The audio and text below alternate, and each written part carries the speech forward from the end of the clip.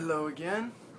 We're gonna be doing a new video, a new type of segment for the channel. We know that we already have our sit downs. Everyone's looking forward to that. Every Wednesday, gotta adjust my chair a little bit. Still working on some of my centering. Like, can you guys? This is good for you guys to look at me this way? Should I be a little closer? Is that too much? That's too creeper for you? I'm pretty sure. Okay, well, we're gonna be doing some reviews today because I just finished reading a pretty hearty amount of comic book and literary work. It's been a pretty cool past few days. For people who've been following the Tumblr blog, everyone knows that I've been reading this beauty right here. I'm not sure if this is going to be in reverse. From what I can see, it looks like it's in reverse. So I'm hoping you guys see the title properly. But this is Agatha Christie's The Murder of Roger Ackroyd. This is going to be our first subject of talk for today. It's a really great novel. Let's see, I started reading it a few weeks back. I'm doing a book club with some friends, and maybe we might actually have that as a fully participatable aspect of the YouTube channel. We have some people start read along with us. But yeah, The Murder of Roger Ackroyd, it's mystery, Agatha Christie. I mean, for those of you who've read And Then There Were None or Murder on the Orient Express, which are two of my favorite books, favorite mystery books, should I say. This is going to be familiar territory. I read it and I was a little taken aback because it's supposed to be one of the more introductory stories for our protagonist, one of Christie's most famous investigators and famous detectives named Hercule Poirot. And he's just a really cool character. It was just really bizarre for me to read it, and I was thinking, okay, it's supposedly one of his first cases. I've already read stories with him in it. I'm thinking like, okay, well, I kind of like the more familiarized Poirot, other than this kind of new guy on the block. He's the foreigner in Britain, and he's in this village, and there's murder afoot, and they have him investigate because what do you know? Our neighbor next door is a detective. I would totally suck if my neighbor was a detective and he was trying to dig up all my old skeletons. Yeah, like I have a lot of skeletons to dig up, whatever. But yeah, it was a great novel. The pacing I felt, unfortunately, was a little slow. It's just because it is a mystery novel, and any well-structured mystery novel will have steps to be taken. You need to build up the suspense, you need to build up the facts and all the different clues that both the reader and the characters are going to be perceiving, are going to try to discern, who is the perpetrator, who was the murderer in this case.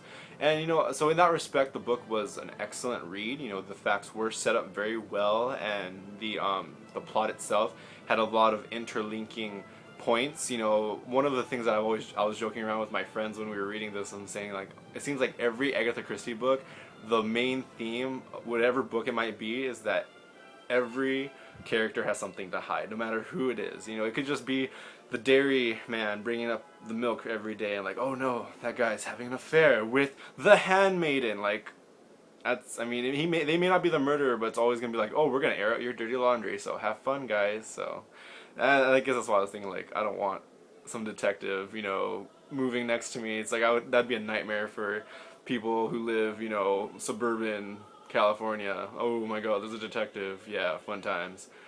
But yeah, it was a good read. I would suggest it for Agatha Christie fans, despite my quips about the pacing. Poirot, he's very classic. He's very snooty. He's a snooty Belgian man. Very short, very mustachioed.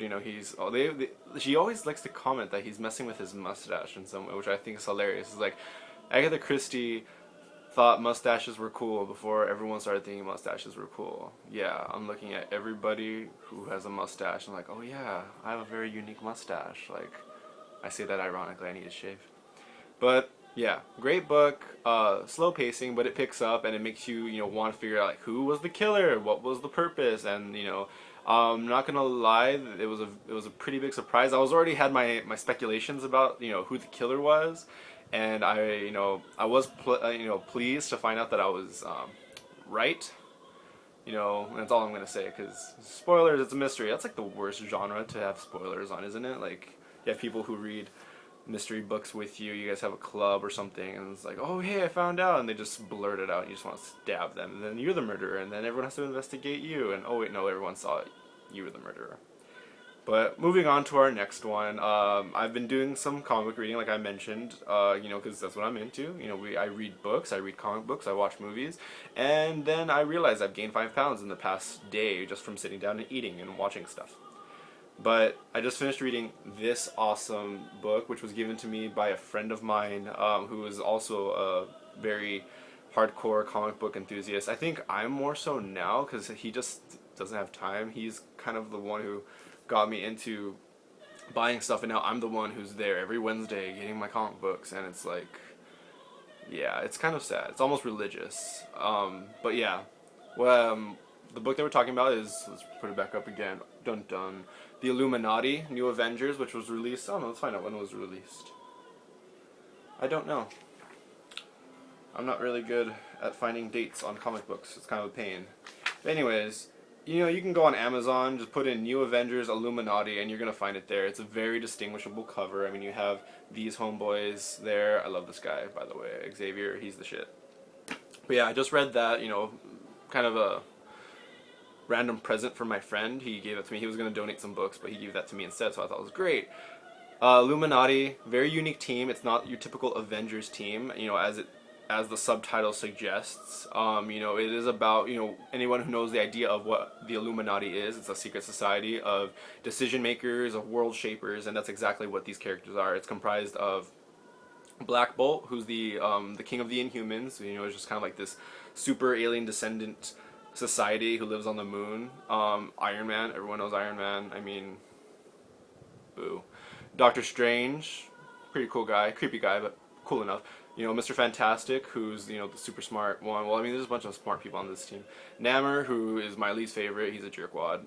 And Professor Xavier, who I think, is awesome. He's one of those characters, like, he has so much power, but then he chooses not to use it. So I think that I like him as, these world shaper, this team of world shapers. I think it's really good that he's on it. It's kind of like one of those characters who's the voice of reason, but yeah, I started reading this, and it's comprised of several different stories. It's kind of like over a certain course of storytelling during the Marvel universe at this time. So you have stuff that's like post Civil War. You have stuff that's like pre Secret Invasion, and even before Civil War. Just kind of the stuff that the Illuminati goes through. That's behind the curtain that not a lot of people know about. Well, nobody knows about. In fact, they're just. That's exactly what they're doing. They're secret. They have to deal with these major problems without anyone else finding out because these problems presumably are just too hard for people to deal with. And it was a pretty good read. It was very unique. I don't particularly like some of these characters, Iron Man and Namor, namely. Iron Man less so. He's an okay guy. He has his moments. Where he does shine.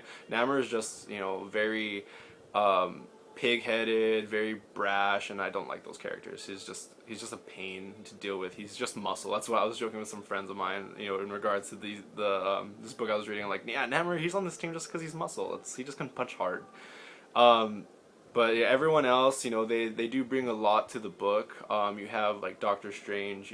Let's talk character-wise then. We have Doctor Strange, who's the sorcerer. He's kind of a very zen, the mystical character who would obviously be a shoe-in for a team like this. He kind of knows what goes on in the world because of his abilities. You have Mr. Fantastic, who is arguably the smartest person on the team. You have Tony Stark, who's also a genius, but whenever somebody has like issues, they have like some sort of intellectual merit, something that they just can't figure out, they always go to Mr. Fantastic. It's like, yeah, maybe they'll go to Iron Man if he's available, but Mr. Fantastic is the go-to guy. Like, he is so smart. I mean, he has like a really tepid relationship with his family just because he's like, oh, I'm so smart, I need to deal with my smart things. It's like, yeah, like that stereotype, the socially awkward nerd at school, that's exactly what, Mr. Fantastic is. But he's pretty fantastic in the book. I mean, he's very shrewd, which some people might not agree with, but I mean, you need him there. Black Bolt, which is one of the strangest character contributions to this team because he doesn't talk. His superpower is if he talks, he blows crap up. And so that makes him really unique because he is a monarch and he is a very powerful character. And he does have a lot of influence, despite what you might think, because he can't speak, but he does carry a lot of weight, which is really interesting. And you have Professor Xavier, who we'll come to next, who actually translates for him because he's in his mind like, oh yeah, Black Bolt just said this, like, oh that's weird, language barrier, because there's no language. Iron Man, he's in all the Marvel stuff. He's basically, the way Captain America or Thor, I mean, those three are, or Spider-Man, they're always in the Marvel books no matter what story it is. For some reason, they're always there. So it's like, Iron Man's there, whoop-de-doo. He's basically background at this point. I mean, he does make a lot of good, like, very hard decisions in this story. I mean, they all do, but I mean, it's fine that he's there. He's doesn't really make a difference to me as a reader. I'm sure there's some Iron Man fans who are like, "Oh yeah, Iron Man's awesome. How don't knock him?" Like, okay, fine. Don't kill me, Iron Man fans. And then there's Professor Xavier, who's my favorite. He's the awesome, telepath. He's gone through a lot of crap in his life. His race is hunted constantly, and he's as much as he's a voice of reason, he's always shrewd, but he's basically what Mr. Fantastic should be, but kind of with a heart, with a certain mentality on his shoulders, which is really good. These stories, I guess we'll go quick to the story. We don't make this video too long.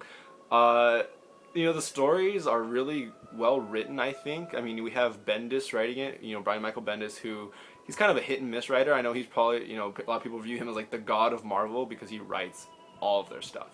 The guy spreads himself thin between like maybe 10 books plus. I'm not even sure.